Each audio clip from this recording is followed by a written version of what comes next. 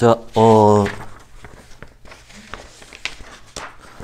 몇 가지 저희 학교하고도 직접 연결이 있는 문제들을 중심으로 지금 시간이 저희가 10시 20분에 시작했는데 조금 그거 감안해서 좀 오버한다 하더라도 설명드릴 시간이 많지가 않습니다. 그래서 핵심적으로 말씀드릴 것만 좀 이렇게 추려서 말씀을 드리겠습니다. 먼저 사회사문론이라고 하는 게 있습니다. 사회사문론이라고 하는 게 뭐 별로 어려운 얘기는 아니고요. 우리 사회가 정치, 경제, 문화로 이루어져 있다 이 얘기입니다. 그냥 얘기인데 발도르프에서는 이제 지금 현대사회의 지배적인 관점들이 정신과 물질이라고 하는 이원론을 바탕으로 이루어져 있는데 발도르프는 이원이 아니고 삼원적으로 본다라고 하는 게 가장 큰 차이라고 지난 시간에도 말씀드렸잖아요. 이 삼원이라고 했을 때는 영적인 부분이 실제한다라고 보는 거거든요. 실제한다라고 보면 인간을 볼 때도 인간은 몸과 마음 이렇게 보는 게 아니고 몸, 마음, 영도 있다라고 보는 거죠. 이게 세 개가 늘 어우러져 있다라고 보는 겁니다.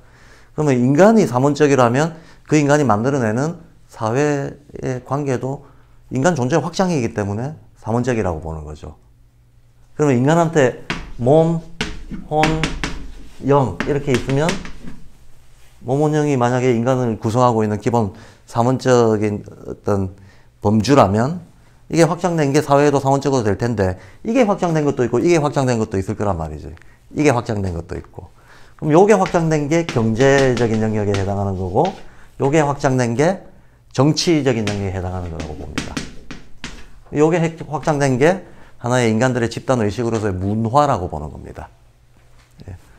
물론 이거를 1대1 대응 관계로 보면 안 되죠. 서로가 다 섞여 있는 관계니까. 1대1 대응 관계로 보면 안 되는데 어쨌든 이렇게 봅니다. 그리고 이 각각의 영역들이 건강하게 잘 돌아가기 위해서 필요한 핵심 가치들이 있다고 보죠. 그 핵심 가치가 경제적인 영역에서는 박애정신. 박애정신이 딴 게 아니고 함께 나누면서 살자라는 브라더후드 정신이라는 거죠. 나누면서 살자가 없으면 경제라고 하는 것은 실은 어떤 물질적인 이기주의의 야만적인 투쟁의 장으로밖에 안 되게 될 거고, 그건 인간이 스스로 이제 자멸하는 길이다라고 봅니다. 경제에서는 박애정신이 없으면 경제 구조 자체가 유지될 수 없다라고 봅니다. 그 정치에서는 권리의 평등의 전제가 없으면 정치가 이루어지지 않는다라고 봅니다. 권리의 평등. 우리는 현실적 불평등이 어마어마하게 많은, 과거에도 그랬고 지금도 그렇고 앞으로도 오랜 역사 동안 인간들은 현실적 불평등은 늘 있습니다. 그러나 이 현실적 불평등 속에서도 사람들이 평화를 이루고 살아갈 수 있을 어떤 전제 조건이 필요하다는 거죠. 그 전제 조건이 전근대 사람들한테 있어서는 신 앞에서의 평등이었습니다. 근데 근대인들은 법 앞에서의 평등, 뭐 이런 얘기를 하고 있죠. 신이 법으로 바뀐 거지. 근데 신이 됐든 법이 됐든 그 무엇가 됐든지 간에 인간 존엄이라고 하는 차원에서의 평등관념이 없다 그러면 실은 이 평등관념이 전제가 안 되면 우리는 불평등한 사회를 헤쳐나갈 수가 없다라고 봅니다. 그래서 이쪽에서 제일 중요한 건 평등 개념입니다. 그래서 이쪽은 하나 남았죠. 우리가 근대 3대 가치라고 할 때 자유 개념입니다. 그래서 발그룹에서 이해하고 있는 자유는 정치 경제적 자유를 얘기하는 거 아닙니다. 의식적인 자유를 얘기하는 겁니다. 여기서 발도르프에서 제일 중요한 표제가 자유를 향한 교육이잖아요. 자유로운 인간이 되도록 돕겠다는 거잖아요. 그 자유는 정신적인 의식적인 자유를 얘기하는 거지 이 자유일 수가 없는 거죠. 그런데 이게 만약에 세상의 기본 구성이라고 한다면 학교도 하나의 작은 세상이잖아요. 그럼 학교도 이러한 세계의 구성이 그대로 적용돼서 학교의 어떤 여러 가지 시스템이나 운영 방식이나 이런 것들이 될 수밖에 없다고 보는 거죠. 될 수밖에 없다고 보는데 우리가 이렇게 삼원적으로 이루어져 있다고는 하지만 여기에서도 어떤 역할과 가치의 우선순위는 분명히 있거든요. 무엇이 더 근본적이고 무엇이 더 가장 강한 어떤 영향을 가지고 있다고 있는데 발도르프에서는 이게 제일 중요하고 근본적이라고 봅니다. 우리가 알건 모르건 영이 이 전체를 통합해내는 어떤 주도적인 역할을 하고 있다라고 봅니다. 그렇다 그러면 학교에서도 그 발도르프 교육에서 제일 중요한 게 이겁니다. 기존의 교육들은 정치, 경제 요구를 앞세워서 교육이 이루어졌다고 봅니다. 간단히 말해서 잘 먹고 잘 살려면 어떻게 해야 되는가, 출세하려면 어떻게 해야 되는가, 이걸 위한 도구로서 교육이 이루어졌다는 거예요. 근데 발도르프에서는 아니라는 거죠. 인간이 문화적으로, 내적으로 성숙하려면 어떻게 해야 되는가. 이게 발도르프가 말하는 교육의 본질적 가치라고 하는 겁니다. 그래서 발도르프 교육의 목적은 의식적으로 성숙한 인간을 만드는 거지, 요거가 먼저일 수 없다라고 보는 겁니다. 먼저일 수 없다. 그렇다면 이러한 것이 학교 운영에도 당연히 적용이 돼야 되겠죠. 학교도 부모의 역할도 있고 교사의 역할도 있고 나머지 행정적인 부분들도 굴러가야 되고 한 학교가 이루어지려면 뭐 여러 가지들이 있어야 됩니다. 근데 이 학교에서 어찌되었건 이 부분을 당연히 자기의 책임으로 가져가야 될 1차적인 주체가 교사인 거죠. 이 부분을 교사회가 자기 책임으로 가지고 가야 된다라고 발도르프에서는 보고 있습니다. 그 다음, 이 정도 이제 교사회는 자기 스스로의 위상을 어떤 영적인, 영적이고 문화적인 어떤 성숙을 이끌어 나가는 주체다라고 오늘 교사상을 얘기하는 자리니까 그걸 자기 정체성으로 삼는다 말씀을 드리는 거고, 그런데 조금 현실적인 말씀을 드려서, 우리 학교에는 다른 발도르프 학교하고 약간 다른 면이 있습니다. 다른 발도르프 학교에는 소위 말하는 교장이 없습니다.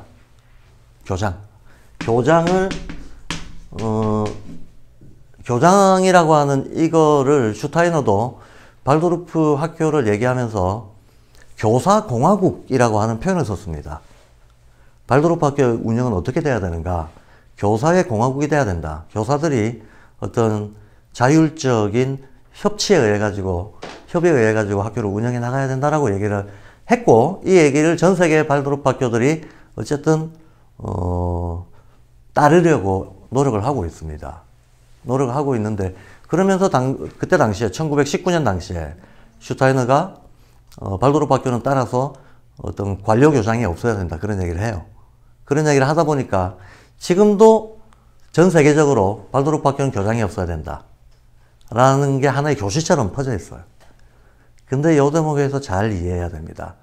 뭐냐면 슈타이너가 왜 교장이 없어야 된다고 말했고, 그 교사공화국이라고 하는 게 실제 어떤 식으로 운영이 되는 건가에 대한 내용과 문제의식을 잘 이해를 해야지, 안 그러면 또 껍데기 흉내만 내게 된다는 거죠.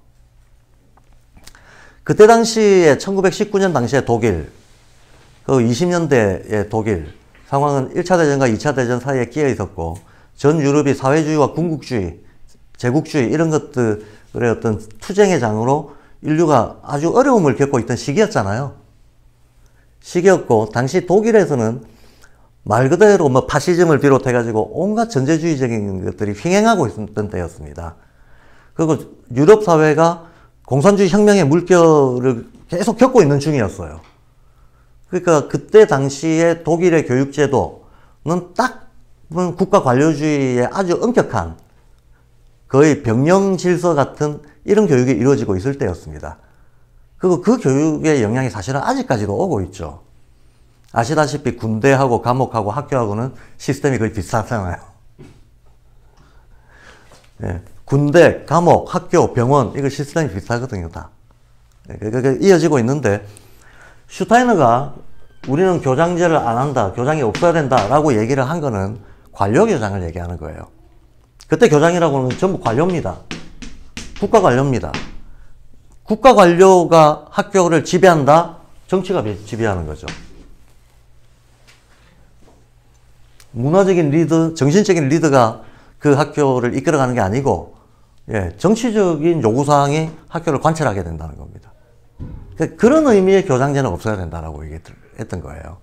오히려 요 문화적이고 정신적인 리더로서의 교사들의 협의로서 운영되는 학교가 중요하지, 정치적인 요구사항에 일종의 병영질서적으로 운영되는 이런 학교는 교육의 본질 가치를 구현할 수 없다라고 봤던 겁니다.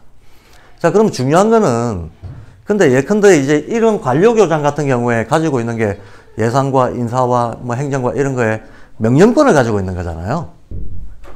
그 명령권을 가지고 있는 독재자가 없어야 된다고 얘기하는 거예요. 그 명령권을 가지고 있는 독재자가 없어야 된다. 그리고 그거를 대신할 수 있는 것은 정신적인 리더십이어야 된다라고 얘기하는 거거든요. 예. 그럼 이런 정도의 정신적 리더십을 발휘할 수 있으려 그러면 발도르프에서 보통 이제 몸, 호운정 있다고 했을 때 우리가 신체적인 부분은 이 물질적인 부분이잖아요. 이 물질적인 부분에 대해서 이거 뭐 정도에 따라서 다르지만 사람마다 자기 몸에 대해서 의식적으로 자각하고 있는 부분은 대단히 적거든요. 나의 오장육부와 신경이 어떻게 움직이고 있는지 평소에 의식하지 못하잖아요. 그러니까 자각하기 힘든 영역입니다. 마찬가지로 잘 보이지 않는 영적 세계에 대해서 우리는 잘 모릅니다. 제일 잘 드러나는 것은 마음이죠. 자기 마음. 자기 마음에 해당하는 혼이라고 하는 건 잘 드러납니다. 근데 혼이라고 하는 게 나타날 때 크게 이제 이것도 한 3분화돼서 나타난다고 보죠. 그래서 어렸을 때는 감성이 집중적으로 발달하고 좀 크면 이성이 또 발달하고 지성이나 이성이 발달하고 이어서 보통 대부분 사람들이 멈추는데 조금 더 성숙한 인간은 도덕성도 발달한다라고 봅니다. 이게 어쩔 수 없는 의식의 수준이라고 봅니다. 이 도덕성이라고 하는 건 감성과 이성이 잘 조화가 됐을 때 그 결과 도덕성이 발달한다고 보는데 발도르프에서는 쓰는 용어가 있습니다. 이게 발달하는 상태를 감각혼이라고 하고 이게 발달하는 상태를 오성혼이라고 하고 이게 발달하는 상태를 의식혼이라 그래요. 그러면 소위 발도르프가 자유로운 인간을 얘기할 때 실은 직접적으로 얘기하자면 의식혼 이상 수준의 인간을 얘기하는 거예요. 그러면 정신적인 리더를 할 수 있으려면 교사 자체가 이 존재가 돼야 되잖아요. 안 되면 할 수가 없는 거잖아요. 근데 여기서 이제 현실적인 문제가 있습니다. 과연 우리 현실이 실제로 발도르프 학교가 생기고 발도르프 교육활동을 하고 있는데 거기에 종사하는 교사들이 이미 준비된 이 사람들인가 하는 문제가 있는 거죠. 첫 발도르프 학교가 시작됐을 때는 슈타이너가 10수년간 자기가 직접 같이 수행하고 공부했던 제자그룹으로 교사진들이 꾸려졌어요. 그리고 슈타이너가 직접 학교의 어떤 학교의 정신적인 내용에 대해 가지고 같이 결합해서 활동을 해 나가고 있던 시기였습니다. 그때 슈타이너는 그 교사진의 구성을 전제로 교장 배제하고 교사회 공화주의 협치라고 하는 것을 학교의 운영상으로 내세웠던 겁니다. 근데 만약에 이게 아니라 그러면 어쩔 거냐는 문제예요. 이게 아닌데 어떤 형식만 따라서 한다고 하면 어떻게 되느냐라고 하는 문제가 현실적으로는 제기해야 됩니다. 제기해야 됩니다. 그래서 이거는 실은 뭐 우리가 모든 어떤 무엇을 하든지 간에 가장 선행해야 되는 게 냉철한 자기 자신에 대한 잘하고 못하고 잘나고 못났고에 대한 냉철한 인정부터 시작이 돼야 되잖아요. 저희는 학교 출발할 때부터 고민이었는데 사실상 우리나라 뭐 전체적으로 다른 발도르프 교육하고 있는 학교들을 봤을 때도 그렇고 우리 스스로도 그렇고 우리는 우리 교사진들이 명실공히 이거다라고는 도저히 자부하기 힘들다. 우리가 이걸 지향해야 된다라고 하는 건 과제인데 이걸 지향하는 것은 과제지만 현재 우리가 이렇다라고 자부할 수준은 아니다라고 봤습니다. 아니다라고 봤습니다.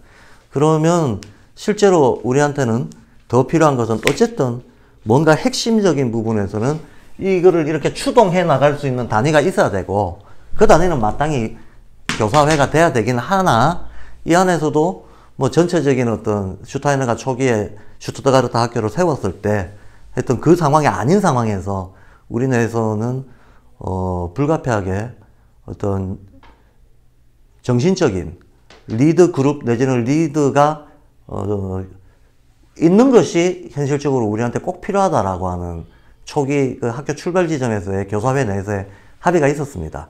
쉽게 말해서 우리에게는 정신적 리더로서의 교장이 필요하다라는 합의였던 겁니다. 리더로서의 교장이 필요하다. 그래서 저희 학교는 첫 출발에 교장제를 택했습니다. 제가 이제 교장이죠. 제가 교장이 되게 됐는데 이게 현실적으로는 외부의 많은 어떤 오해 내지는 비판을 받는 지점이 됐습니다. 그리고 이제 외부에서 저희한테 어떤 비판을 할 때는 딱 요 상 아니냐라고 비판을 하는 거죠. 근데 오시는 부모님들한테 어차피 다 알려드려야 되는 문제인데, 저는 학교 내에서 어떤 정권이나 특권이 없습니다. 소위 말해서 인사와 예산에 대해서. 예. 제가 이거를 누구에게도 명령할 수 있는 권한이 있거나 하지 않습니다. 예. 가장 중요한 게 인사 예산이잖아요. 예. 인사 예산 어떤 같이 토론하고 의논하고 합의하지 않으면 제가 이래라 저래라 할 수 있는 특권 같은 거는 없다는 거예요. 그래서 저는 이 존재가 아니라는 거예요. 이 존재가 아닙니다. 그러나 어쨌든 뭐 불가피하게 저는 실제로 교사회에서의 어떤 그 학습과 자기 수행과 이런 것들을 리드해 나가야 되는 게 저의 과제예요. 이거는 제가 뭐 잘났고 못나서가 아니고 이런 식으로 우리는 첫 교사회가 꾸려졌다라고 하는 게 냉철한 이제 자기 인식이라는 겁니다. 그래서 그런 면에서 이제 교장제가 있는 거지, 슈타이너가 얘기했던 그 맥락하고 다르다는 말씀을 좀 드립니다. 왜냐면 이 말씀을 미리 드리는 이유가 내부에 새로 오신 부모님들도 얼마든지, 발도르프는 교장 없던데 라고 하는 문제가 제기될 수 있거든요. 그 다른 학교하고 비교해보면 없거든요, 다른 학교는. 근데 많은 수행을 하시게 될 수밖에 없을 것 같아요. 네. 혹시 그러면은 그 예를 들어서 다음에도 교장 선생님이 있으실 수 있다는? 그럼요. 네, 그런 2대 교장, 3대 교장이 있을 수 있죠. 2대 교장, 3대 교장이 있을 수 있습니다. 그 현실적으로는요, 공화주의적으로 운영해야 된다라고 하는 게 현실적으로는 학교들에서 어떤 식으로 이게 문화적 전통으로 자리 잡았는가 하면 어떤 의사결정을 하거나 이럴 때 만장일치제를 보통 채택하고 있어요. 네. 그게 공화주의라고 사람들이 생각하고 있습니다. 근데 저는 뭐 그건 좀 복잡한 어떤 오해 맥락이 있다라고 봅니다. 공화주의가 만장일치로 곧바로 직결되는 건 아니다. 어떤 전제들이 필요하다라고 보는데, 어쨌든 한국에서는 관행적으로 교사회의 결정들을 만장일치제로 해나가고 있어요. 해나가고 있는데, 대부분의 다른 발도르프 학교들은 대표교사가 있고요. 이 대표교사직을 교사들이 다 똑같이 평등하다라고 보니까 그냥 임기를 1년 내지는 2년으로 정해가지고 돌아가면서 합니다. 돌아가면서. 학교의 운영 시스템도 이사회가 있는데, 이사회 내지는 운영위원회가 있는데, 이것도 돌아가면서 그냥 운영위원회를 하는 식입니다. 그런데 한번 생각을 해보세요. 그냥 가정을 해보죠. 책임성 있는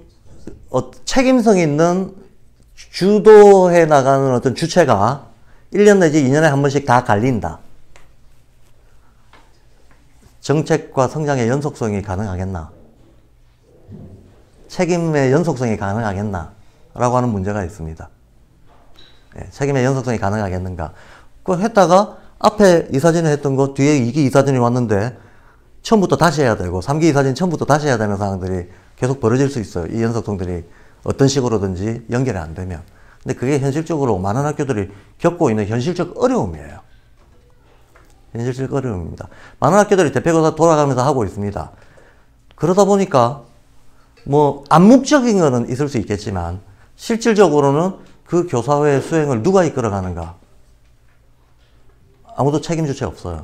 왜냐하면 대표교사는 그냥 임기 1년 내지 2년 하고 또 바뀌는 거거든. 그냥 행정적인 대표를 하는 거거든요. 대표교사가 정신적 대표가 아니거든요. 예. 근데 실제로 현실적으로는 해야 할 공부가 태산인데 태산인 이 공부를 누가 끌고 가는가 하는 문제가 대부분의 발도르프 학교에서는 명시되어 있지 않다라는 문제입니다. 그래서 우리 학교 대표교사도 행정적으로 그냥 돌아가는 같은 역할인 건가요? 아니죠. 행정적인 대표는 아니죠. 행정적인 거는 만들어놓은 시스템으로 굴러가는 거고 행정적인 리드를 해나가는 건 오히려 대표교사죠. 교사에서는. 네, 제가 대표교사가 그러하냐고 여쭤봤어요. 그렇죠. 네, 그러면 대표교사는 행정적인 역할을 하는 거고 연속성을 위해서는 그러면 학교 대표, 즉 교장은 계속 연속적으로 가야 된다는 말씀이신 건가요? 연속적으로 가야 된다, 안 가야 된다는 것은 교사회의 협의에 의해서 정해지는 거죠. 근데 선생님께서 지금 말씀하신 게 연속성과 네. 이제 주체성과 주인의식이 이제 떨어진다. 그거를 문제점으로 지적을 하신 것 같아가지고. 예? 못 들었습니다. 선생님이 지금 다른 학교 같은 경우는 그 정신적인 리더가 부재해서 대표 교사가 있지만 행정적인 역할만 하고, 그런데 우리 학교도 역시 대표 교사는 행정적인 역할을 하기 때문에 정신적인 리더의 역할을 연속성 있게 가져가야 한다. 그거 들렸거든요. 맞습니다. 예, 맞습니다. 예. 그 그냥 확인하신 거죠? 질문하신 건 아니고. 네, 그렇죠. 예, 예. 그래서 저희는 그냥 이게 냉정한 그냥 현실인식에서 필요하다라고 생각을 한 겁니다. 현실적으로 필요하다라고 판단을 한 거고, 이 판단으로 해서 우리가 언제까지 이와 같은 제도를 가지고 갈 것인가? 이건 정해져 있는 게 아니죠. 정해져 있는 게 아닙니다. 어느 때에 교사회가 성숙해서 우리가 모두 쉽게 말해서 너나 할 것 없이 어느 정도 자신감 있게 교사회가 수업을 창조할 수 있을 정도의 자유자재로 수업을 창조하고 어떤 그 영적인 확인을 서로가 할 수 있을 정도가 된다 그러면 그 어느 때인가는 다른 제도가 들어올 수도 있죠. 다른 제도가 들어올 수도 있지만 지금 현재 출발점에서 우리는 이런 제도를 선택했고 이 제도가 언제까지 가는가 하는 건 정해져 있는 게 아닙니다. 우리 내부의 어떤 합의에 의해 가지고 이 제도는 유지되든지 바뀌든지 하게 되겠죠. 예. 그래서 이제 이 부분은 실제 우리 학교가 다른 학교하고 좀 다른 점이 있는 거에 대해서 설명을 드린 부분이고요. 그 다음에 이제 중요한 게, 그래서 아까도 제가 어떤 인지학하고 교과 방법론이라고 하는 거를 까딱 잘못하면 이게 대립되게 이해되는 것들이 많은데, 우리는 우리 아카데미나 월세미나를 통해 가지고 끊임없이 이 대립을 실질적으로 통합시켜 나가려고 한다라고 말씀을 드렸는데, 그럼 그걸 누가 기획하고 누가 짜고 누가 교육시킬 거냐? 그 1차 책임이 실은 교장한테 있는 거죠. 예. 근데 저희는 대외적으로는 이 교장이라고 하는 용어가 가지고 오는 부작용이 심해서 그냥 학교 대표라고 하는 용어를 쓰고 있는 겁니다. 근데 이 또한 사실상 앞으로 법제화가 진행이 되면서 어떤 관과의 관계에 있었을 때에는 또 그쪽에서는 교장이라는 직위를 요구를 해요, 용어를.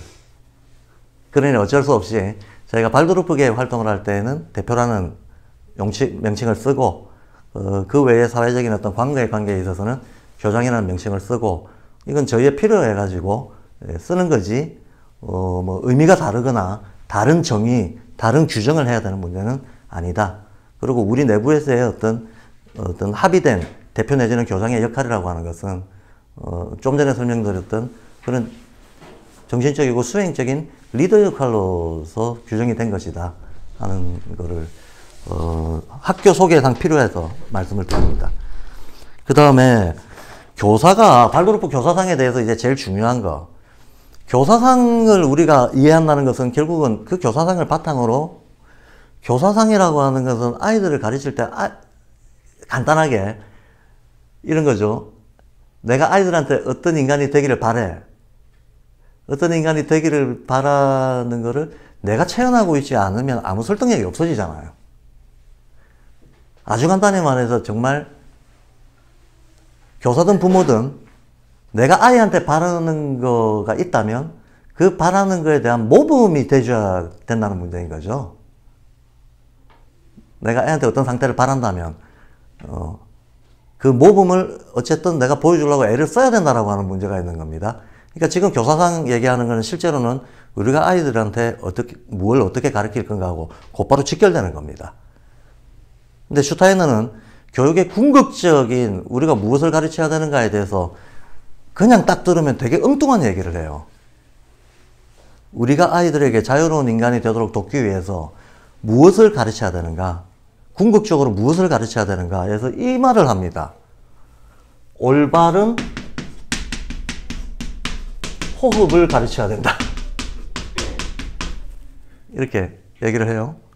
그 다음에 잠, 꿈, 깨미라고 하는 의식 상태가 있는데 이 세 개의 의식 상태를 연결하도록 가르쳐야 된다. 이렇게 얘기합니다. 이게 발도르프 교육이 학교에서 가르쳐야 될 어떤 궁극적인 방향성이다라고 얘기를 해요. 얼핏 금방 이해가 안 되시죠? 이게 뭐냐, 이게. 이게 뭘 가르치라는 얘기인지, 도대체. 뭘 가르치라는 얘기인지. 올바른 호흡을 가르친다는 거는 발도르프에서 리듬 생활 굉장히 중요하게 생각합니다. 리듬 생활이라고 하는 게 어떤 자연스러운 뭐 놀 때가 있으면 쉴 때도 있어야 되고 머리를 썼으면 몸도 써야 되고 이런 게 있잖아요. 예, 그거 뭐 강약, 중강약이라고 하는 하루 안에도 리듬이 있고 일주일 안에도 리듬이 있고 1년 안에도 리듬이 있죠. 사계절의 변화가 있듯이 24절기의 변화가 있듯이 자연에도 리듬이 있는데 이와 같은 리듬을 인간도 생리적으로도 가지고 있고 심리적으로도 가지고 있다는 거예요. 심리적으로도 생리적으로도 어떤 특정한 리듬이 있는데 나이에 따른 리듬들도 있고 그 아이의 고유성에 따른 리듬도 있다는 거죠. 그럼 이런 것들을 잘 배려하고 잘 지켜주면서 이거를 흩뜨러뜨리지 않고 이 리듬들을 살려주면서 교육하는 게 대단히 중요하다고 보는 거예요. 실은 이 리듬들을 잘 살려주는 거 그걸 올바른 호흡이라고 얘기하고 있습니다. 올바른 호흡. 들숨 날숨, 보통 호흡은 들숨 날숨이죠. 이 올바른 호흡의 의미는 굉장히 좀 포괄적입니다. 실질적으로 물리적으로도 제대로 호흡하는 방법을 가르쳐야 돼요. 근데 이 제대로 호흡하는 방법을 가르친다는 것은 자기 몸을 다룰 때 뛰어난 균형 감각, 운동 감각, 예, 이런 것들을 잘 익히게 만들어주는 거를 보통 얘기합니다. 그리고 아이들이 학교 생활을 하는 데에서 감각을 두루 사용할 수 있도록, 예, 뭐 어떤 계산하는 머리만 사용한다든가 아니면 뭐 지나치게 상상력을 폭발시키는 활동만 한다든가 그렇게 안 하고 잘 섞어준다는 거죠. 근데 잘 섞어줄 때 기계적으로 섞는 게 아니라 이 아이의 단계에 필요한 정도의 비율 배합을 교사가 잘 파악해서 교과 구성 속에서 이 아이가 자연스럽고 자기 성장에 도움이 되는 호흡이 들숨 날숨이 되도록 교과를 구성해준다. 이런 의미입니다. 그래서 이 올바른 호흡이라고 하는 거는 한 개인이 타고난 어떤 자기의 고유한 균형 감각, 운동 감각 같은 것들을 개발해 주는 거, 그건 물리적인 의미겠죠. 물리적인 의미일 텐데 교과 구성에 있어서는 그 아이의 발달 단계에 맞는 여러 가지 감각의 그 자극 내지는 활용 효과의 배치, 이런 걸 뜻하는 것이기도 합니다. 그리고 조금 더 추상적이고 포괄적으로는 실은 인간은 자기 삶에 있어서도 어느 때 집중해야 되고 어느 때 쉬어야 되고 어느 때 취해야 되고 어느 때 나아가야 되고 어느 때 물러나야 되고 하는 이런 균형 잡힌 판단력들까지도 포함해서 올바른 호흡이라고 얘기를 하고 있는 거예요. 네.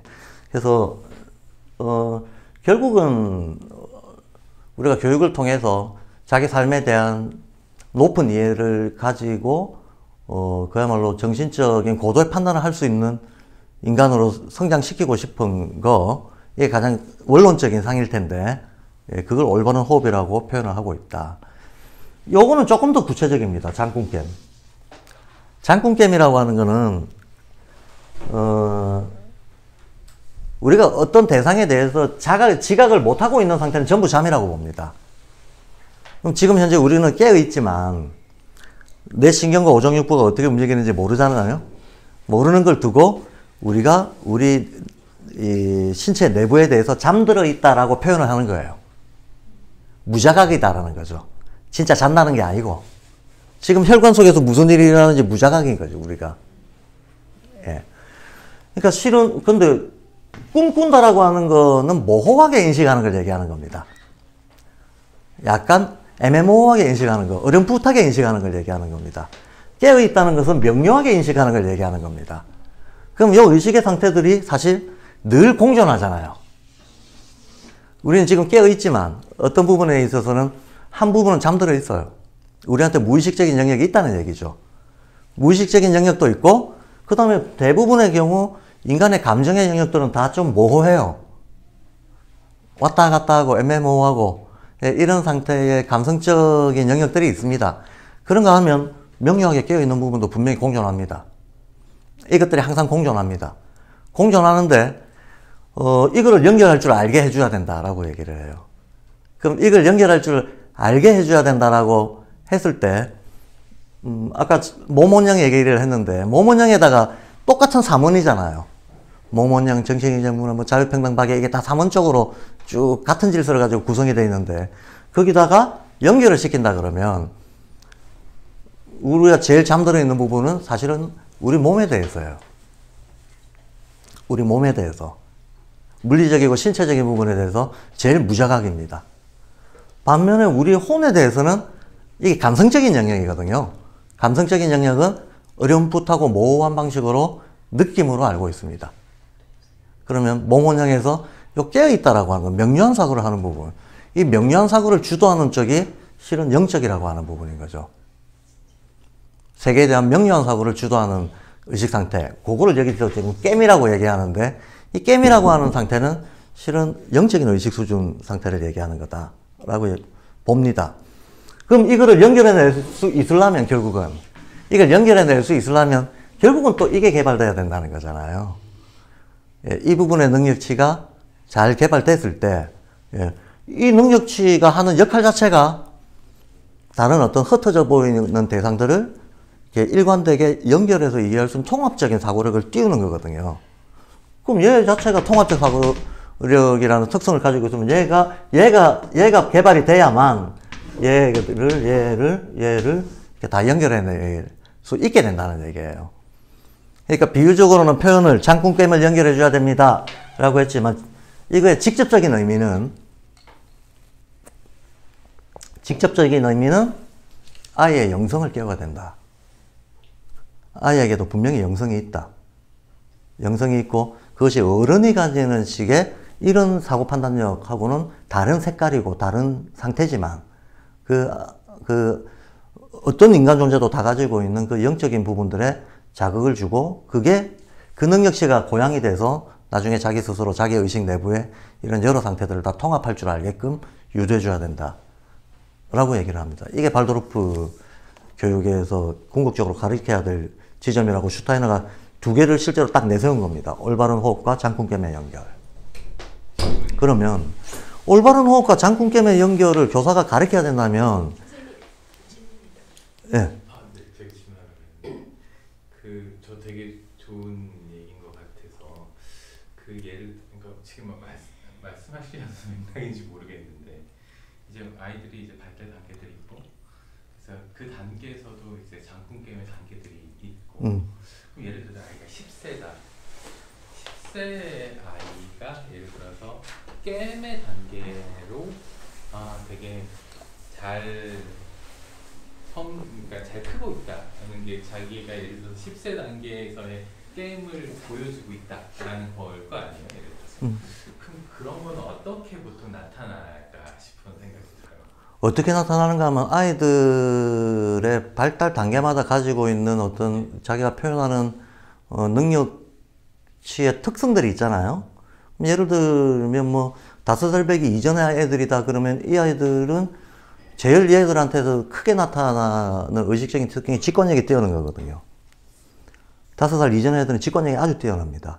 근데 언어를 배울 때쯤 되는 4, 5세부터 해가지고 한 7, 8세 요때 아이들의 어떤 바깥으로 보이는 특징은 기억력이 폭발합니다.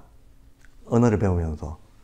기억력이 폭발합니다. 그러면 초급 1, 2, 3학년쯤 됐을 때 이 아이들은 모든 것을 일종의 미술적, 감성적 이런 걸로 접근하려고 해요. 하나의 세계를 형상적 그림으로 접근하려고 합니다. 이게 극각의 발달 단계에 보이는 아이들의 발달 특징입니다. 근데 실제로 영적이라고 하는 것은 별도의 영성이 있는 게 아니고 그 발달 특징이 나타날 때 그게 전형적으로 제일 잘 나타나게끔 해주는 거예요. 그게 깨어있는 상태. 그러니까 형상적인 인식이 발달할 때는 모든 것을 정말 형상적인 인식으로 우리가 얻을 수 있는 것을 이게 제대로 얻을 수 있게끔 유도해주고 직관이 발달할 때는 그 직관을 충분히 발휘하게끔 유도해주고 그때그때 자연스럽게 나타나는 발달 특징들을 극대화시켜주는 거.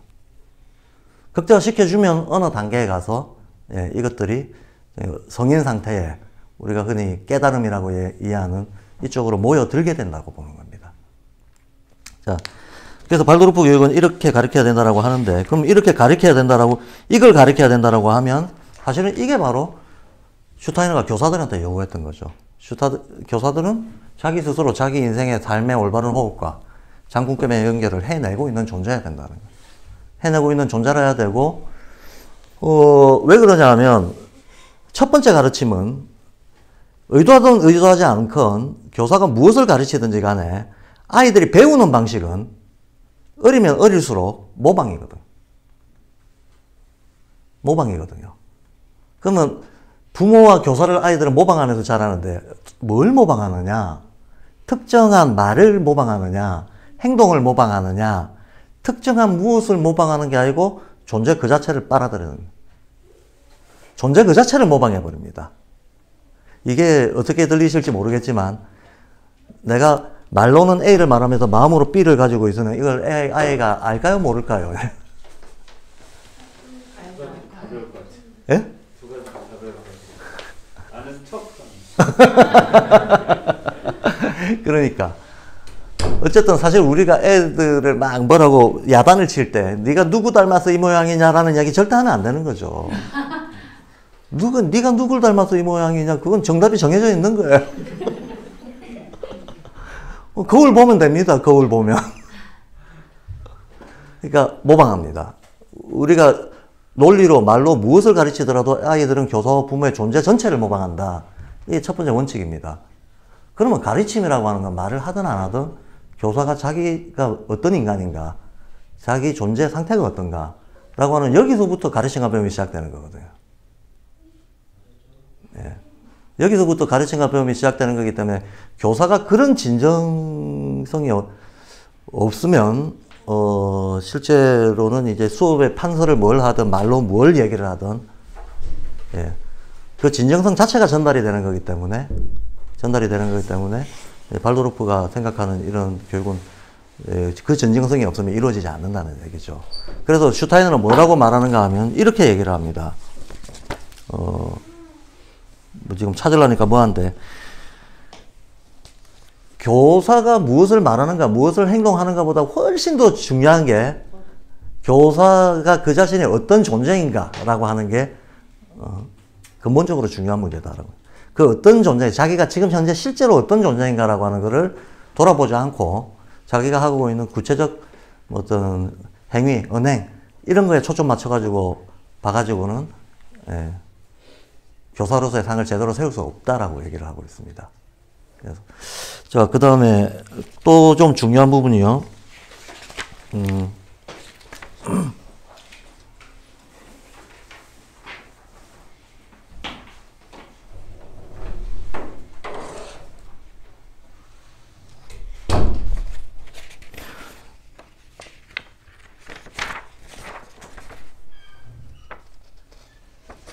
교사들한테 슈타이너가 이거는 뭐라고 할까요? 직접 첫 번째 슈투트가르트 교사들한테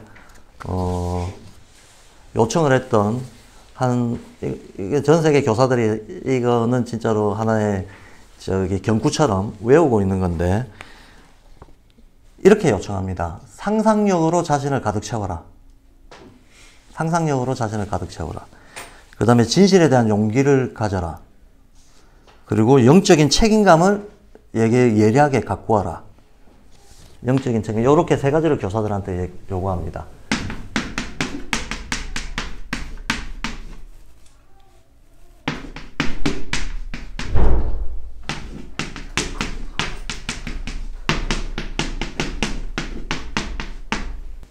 상상력으로 가득 채워라라고 하는 거는 우리가 좁게 이해해가지고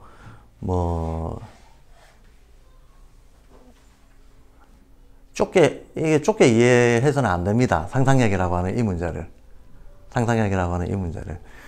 이게 상상력이라고 하는 게 마치 우리가 밥을 먹고 물리적인 영양을 내부에서 신진대사를 통해서 만들어내가지고 몸을 움직이듯이 에너지원이 있듯이 어떤 정신의 에너지원이라고 하는 걸 상상력이라고 보거든요. 이 상상력이 없으면 쉽게 말해서 뭐 수학을 하든 공학을 하든 상상력이 있어야 된다고 봅니다. 일종의 끊임없는 삶에 대한 지적인 호기심과 의욕 같은 것들을 통칭해서 상상력이라고 얘기를 하는 거예요. 이게 떨어지면 영혼이 죽는 거다라고 보는 겁니다. 이게 없으면, 이 활력이 없으면 교사의 영혼은 죽은 영혼이다라고. 근데 이거를 특별히 강조하는 이유가 또 있습니다. 사실은 우리가 진짜 교사로서 현장에서 어떤 아이를 만날지 모르죠. 근데 어떤 아이가 오더라도 하던 대로 가르칠 건가? 아니거든요. 교사가 아이하고 개별적인 관계를 맺어야 되거든요. 이 개별적 관계를 맺어야 될 때 어떤 상황이 벌어질지, 어떤 아이를 내가 만나게 될지 모릅니다. 이건 운명적으로 정해지는 거지 내가 미리 알고 있을 수 있는 게 아닙니다. 근데 어떤 아이를 만났는데 내가 아는 거는 A 모델이니까 누구를 만나든지 나는 A 모델만 계속 반복하고 있다. 이건 발도르프가 지향하는 교사상이 아니라는 거예요. 모든 새로운 상황, 모든 새로운 어떤 관계에서 뭔가 능동적이고 창조적으로 과제를 만들어내야 돼요. 이 능동성, 창조성, 이게 유지가 되려면 이게 있어야 된다는 거예요. 어딘가 매여가지고 내가 수학교사인데 집합함수부터 시작해서 확률 통계가 쭉 있겠지. 그리고 매년 하던 게 있겠죠. 그리고 실제 공교육의 수학교사는 어떤 애가 오더라도 똑같은 걸 똑같은 방식으로 가르칩니다. 우리는 그렇게 하지 않겠다는 얘기입니다. 아이의 상태가 다르면 다른 방법을 써야 되고 다른 단계로 접근해야 되고, 예.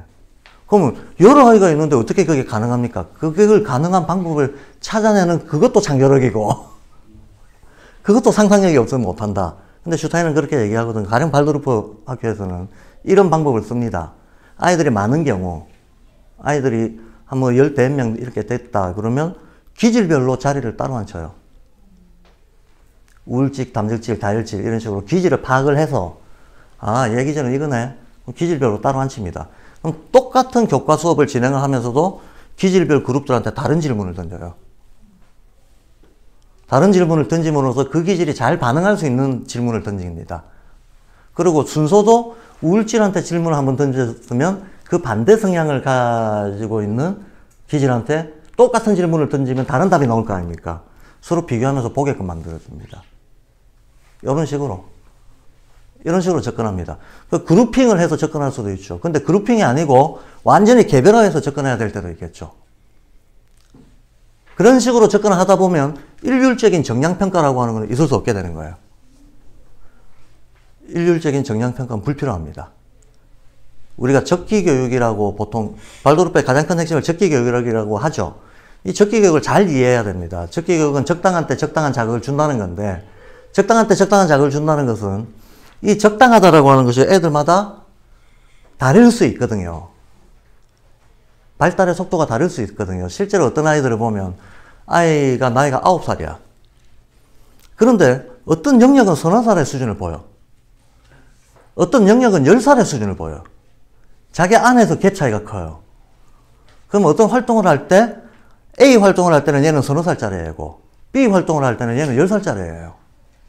같은 아이 안에서도 이제 우리가 가지고 있는 내적인 어떤 여러 영역의 능력들이 있다고 했을 때 그 발달치들이 불균형합니다. 불균형하다는 거예요. 전체적으로도 발달 속도가 상당히 다를 수 있습니다. 이거 고려 안 하고 그냥 됐고 표준형을 밀어넣는다 그거 아니라고 그랬잖아요.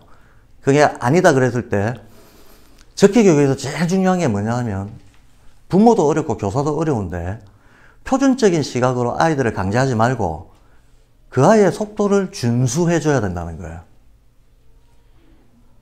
누구나 자기 속도가 있다는 거예요. 근데 그 자기 속도를 억지로 우리가 인위적으로 끌어올리려고 하는 거, 그럼으로써 일어나는 내면의 어떤 그 자기 정신적인, 인성적인 파괴. 이게 우리가 제일 우려하는 조기교육의 병폐거든요. 조기교육이 왜 인간을 망치는가 하면 걔 속도에 안 맞는 걸 푸시하니까 망치는 거예요. 푸시하니까. 그래서 발도르프에서 이 부분 되게 중요합니다. 우리 애가 5학년인데 쉽게 말해서 다른 5학년들은 다 하는 어떤 표준적인 평균적인 능력치가 있는데 우리 애 못 따라가네?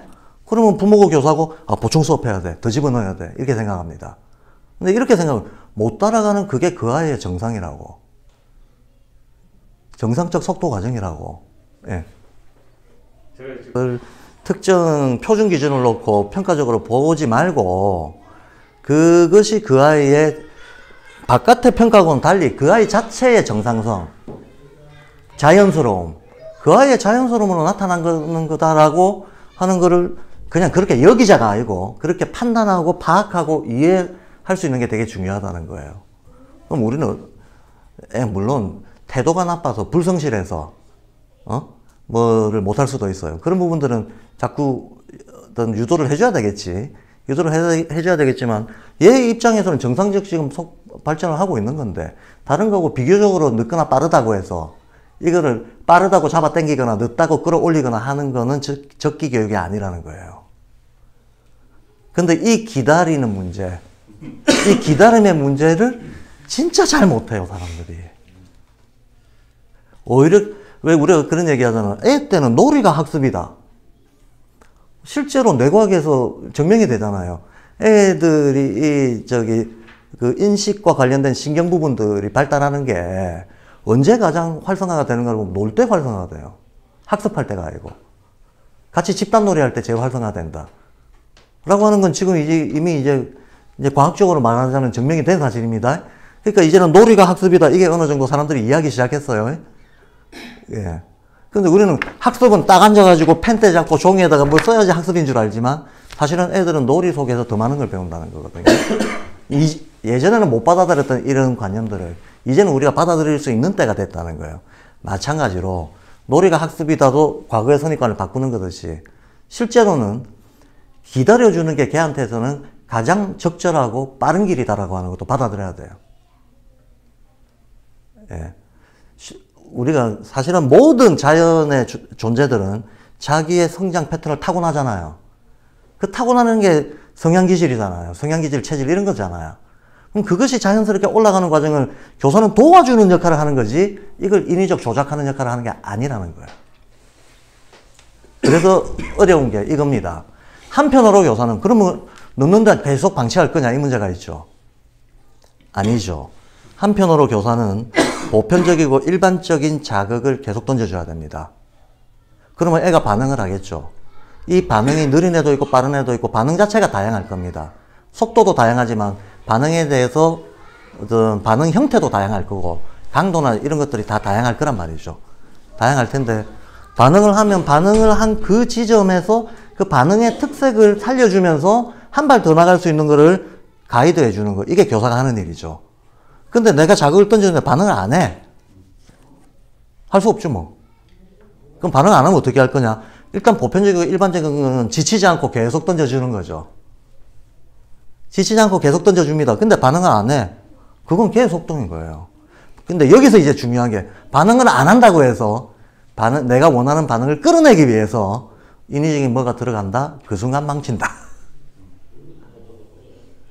그 순간 망친다는 거예요. 어른들도 사실 따지고 보면은 사실 그 기다린다고 다 되는 건 아니죠. 거는 아닌 것 같다. 아니죠. 그러면 또 한없이 기다릴 수는 없고, 그러니까 이건 그냥 받아들여야 되는 문제가 결국 또 되는 건가요? 그래서 뭐 제가 너무 어른들 얘기까지 보관을 하기는 힘들고 일단 애들 문제하고 관련해 가지고는 발도르프 교사가 교과 방법이라고 하는 게 사실은 이런 기본 원칙에서 출발하는 거다. 적기 교육이라고 하는 그 개념이. 네. 적기 교육 관련해서 이제 애들이 이제 학교에서 배우는 게 초등학교 6학년, 중학교 3학년, 고등학교 3학년에서 12년 배우지 않습니까? 예. 발도르프에서 얘기하는 그 아이의 학습 기간, 그러니까 얘를 언제 성인이라고 볼 거냐? 얘를 언제? 성인이라고 볼 거냐? 언제 성인이라고 볼 거냐? 그러니까 이게 몇 년이라는 이제 교육 기간이 정해져 있잖아요. 예. 근데 발도르프에서도 그런 게 좀 정해져 있는 건지. 실은 뭐 성인은 아니죠. 끝날 때까지도. 끝날 때까지는 아닙니다. 근데 성인으로서의 본격적인 어떤 예비, 준비 이거는 기본적으로 사춘기 이후에 가능하다고 보죠. 그럼 사춘기가 언제냐? 사춘기가 뭐 생리적인 영향, 심리적인 영향 다 따져가지고 일반적으로 14, 5, 6세 14, 5, 6세 정도로 보고 있습니다. 그러면 이게 학년으로 보면 이게 딱 발도르프에서는 상급반 나이예요. 상급반 나이입니다. 상급반 나이에 들어가야 쉽게 말해서 본격적인 통합과 통합적 트레이닝이 이루어진다라고 봅니다. 그전에는 발달 단계의 편향적 특징들이 훨씬 강해요. 그럼 편향적 특징들이 있을 때는 그냥 이 편향성들을 살려주는 거야, 또. 그때는. 예.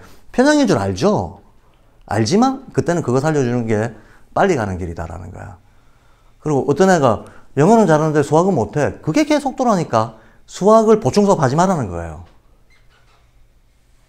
예, 오히려 느리게 가야 얘 안에서 이 수학에 대한 어떤 들어오는 자극에 대한 반응이 깨어날 타이밍이 있는데 그 타이밍에 힘을 쏟아줘야 된다는 거예요. 그 타이밍 계산 잘못하면 교육 망친다는 거지. 자, 뭐, 이제 빨리 끝내라고 이러시지. 요거는 앞으로도 계속 볼 거니까, 요 정도 얘기를 하고요. 마지막으로는, 그래서 이제 교사가 결론적으로 말씀을 드리겠습니다. 실제 수업에 있어서 교사가 학생들한테 가져야 될 기본적인, 슈타이너가 지금 이렇게 세 가지를 얘기를 했잖아요. 세 가지를 얘기를 한 거, 제가 지금 상상력 얘기하다가 얘기가 뻗어나갔는데, 적기 교육 얘기로. 일단 요거는 마무리를 해야 되겠습니다. 예. 그러니까 상상력이 그만큼 중요한 어떤 동력이다. 그러니까 이건 기본으로 가지고 있어야 된다. 그 다음 이거 대단히 중요합니다. 진실에 대한 용기. 진실에 대한 용기라 그랬어요. 진실에 대한 용기. 이거 굉장히 저는 중요하다고 생각합니다. 여기에 왜 용기가 필요하냐? 그냥 내가 팩트만 열심히 잘 가르치면 되는데 왜 용기가 필요하냐? 용기 많이 필요하죠. 진실이라고 하는 거에 대해서. 가장 소박하게는 이런 겁니다. 교사가 여러 가지가 중요하지만 진정성이 제일 중요하다고 했을 때, 진정성이 있다는 게 곧 진실되다고 하는 건데, 교사가 모르면서 아는 척하면 아이는 그 태도를 배우거든요. 모르면서 아는 척하는 그 태도를 배워요. 교사가 얼마나 똑똑한가에 관심 없고 그 태도와 그 요령을 배운다는 겁니다. 그러면 당연하게도 우리가 위선적인 인간이나 어떤 기만하는 인간이 안 되기를 원한다 그러면 교사 자신이 그런 태도를 보면 안 되는 거지. 근데 보세요. 교사가, 흔히들 교사들은 애들이 질문해 때, 나 그거 모르는데 라는 말을 못 해요. 그쵸? 교사로서 쪽팔린다고 생각하는 거죠. 권위가 있어야 된다고 생각하는 거죠. 내가 아이들을 쭉 통제하고 나가는데, 내 아이들이 집중력이 떨어진다든가, 기타 등등 어쩐다든가, 그럼 내 권위가 지금 손상됐다고 느낀다든가, 아니면 아이들 질문에 내가 답을 못하면 내 권위가 손상됐다고 느낀다든가, 그게 보통입니다. 보통이라서 만약에 진짜로 어떤 애가 내가 모르는 질문을 했어. 그럼 막 허겁지겁 이것저것 막 곁다리 붙여가지고 약간 그럴듯한 엉터리 설명을 만들어내. 이렇게 하면 안 된다는 거예요. 이렇게 하면 안 된다라고 하는 정말 소박한 것부터 출발해야 된다는 거예요. 근데 저는 이제 조금 고학년들을 가르치니까 애들이 막 무차별적으로 질문을 나눈다를 하면 뭐 모르는 게 더 많습니다. 네, 답할 수 없는 게 더 많습니다. 근데 저는 아주 편안하게 모르겠는데 그래요. 그건 내가 모르는 건데 한번 알아보자. 뭐 이 정도면 충분하다는 거야. 근데 오히려 조금만 시간이 지나면 아이들은 그 교사의 진실성에서 더 많은 걸 배운다는 거예요. 근데 알고 모르는 거 이거 하나에 대해서도 용기가 필요하지만 그보다 더 많은 용기가 필요한 때가 있습니다. 교사도 인간이니까 자기 감정 컨트롤 못하고 그렇잖아요. 미워하면서 겉으로는 좋은 말하고 그런 거 얼마나 많습니까? 예. 한 인간으로 저는 안 그렇습니다. 저는 안 그렇습니다. 그런 어떤 뭐 지식에 대한 문제가 됐던 어떤 인성에 대한 성격에 대한 문제가 됐던 사실은 우리가 다 잘 알고 있습니다. 진실에 대한 용기 가지기 힘들다. 자기 자신의 민낯을 그야말로 민낯을 가감없이 인정하는 것부터 시작해가지고 아이들 앞에서 드러내놓고 그러고 관계를 맺는 거 쉽지 않은 거예요. 근데 이거에 대해서 타협이 되거나 요령을 부리면 교육은 끝난다. 이건 타협하거나 요령 부릴 문제가 아니다라고 하는 것이 교사에게 요청되는 정말 중요한 원칙이다라는 겁니다. 그리고 이제 영적 책임감입니다. 영적 책임감이라고 하는 건 딴 게 아닙니다. 세계가 다 나와 연결되어 있다라고 하는 게 영적 인식이잖아요. 그러면 이 시대의 중요한 어떤 문제는 나하고 별개의 문제인 게 하나도 없는 거예요. 하나도 없습니다. 세월호라고 하는 사건이 터졌다. 공교육에서는 세월호 문제 학교에서 얘기하는 건 정치적 발언이니까 하지 마시오. 근데 세월호 문제가 우리 시대의 어떤 면을 보여주는 거잖아요. 청소년기 이상 정도 돼가지고 세계에 대한 지적인 판단도 필요한 애들이 이거 몰라도 되는 문제인가 하는 거예요. 예. 저 미국에서 무슨 바이든의 외교 정책하고 그 앞에 대통령이 누구였지? 트럼프. 그러니까 이게 바뀜으로써 뭐가 어떻게 바뀐다? 이게 나하고 상관없는 문제인가 하는 거예요.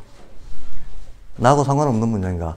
코로나 백신을 놓고 어디서 무슨 경쟁하는 이게 나하고 상관없는 문제인가? 물론 우리가 세계 모든 일을 다 알아야 되는 건 아니죠. 다 알아야 되는 건 아니지만 정말 인류에게 공통적으로 던지고 있는 이슈들이 있잖아요.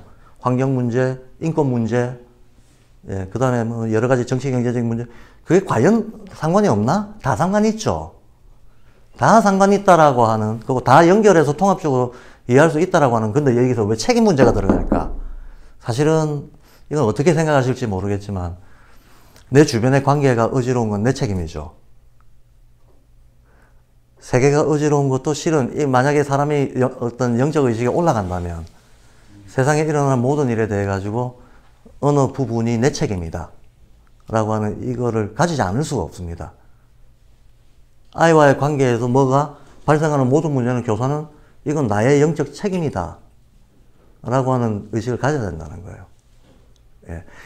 에이, 날 때부터 그랬어. 아니면 제 엄마가 문제야.